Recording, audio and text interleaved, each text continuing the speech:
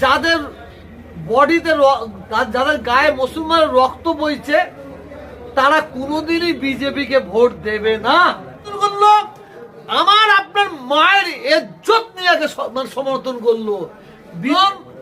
যে বিজেপির দ্বারাই মুসলমানদের মসজিদ আল্লাহর ঘরকে শহীদ করা হয়, যে বিজেপির দ্বারাই মুসলমানদের মাদ্রাসা আল্লাহর নবীর ঘরকে শহীদ করা হয়, কোরআন ছিঁড়ে পিচ্ছাপ করা হয়, কোরআন শরীফকে পুড়িয়ে দেওয়া হয়, যে বিজেপির দ্বারাই আমাদের মা বোনের জোর করে ইজ্জত নেওয়া হয়, আমাদের মা বোনকে খুন করা হয়, যে বিজেপির দ্বারাই মুসলমানদের মসজিদে ঝান্ডা ঝুলিয়ে দেওয়া হয়, যে বিজেপির দ্বারাই বাচ্চা আসিফা তাকে হত্যা করা হয়, বিজেপির দ্বারাই মুসলমানদের দাড়ি ছিঁড়ে নেওয়া হয়। যদি 100টা সিপিএম তৃণমূলে 100টা যদি মানে মুসলিম প্রার্থী দেয়, একটা ভালো চিন্তা ভাবনা করবো। তো বিজেপি যদি বলে সবকিছু ভুলে আমরা 100টা মুসলিম প্রার্থী দেবো, তো কি বলবে? বিজেপি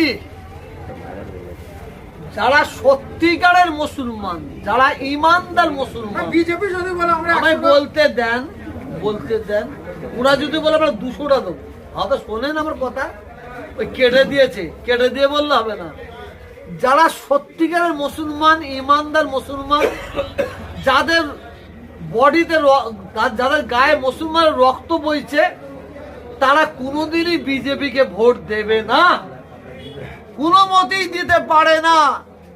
কারণ যে বিজেপির দ্বারাই মুসলমানদের মসজিদ আল্লাহর ঘরকে শহীদ করা হয়, যে বিজেপির দ্বারাই মুসলমানদের মাদ্রাসা আল্লাহর নবীর ঘরকে শহীদ করা হয়, যে বিজেপির দ্বারাই মুসলমানদের ধর্মগ্রন্থ ছিঁড়ে পিচ্ছাপ করা হয়, যে বিজেপির দ্বারাই মুসলমানদের ধর্মগ্রন্থ কোরআন শরীফকে পুড়িয়ে দেওয়া হয়, যে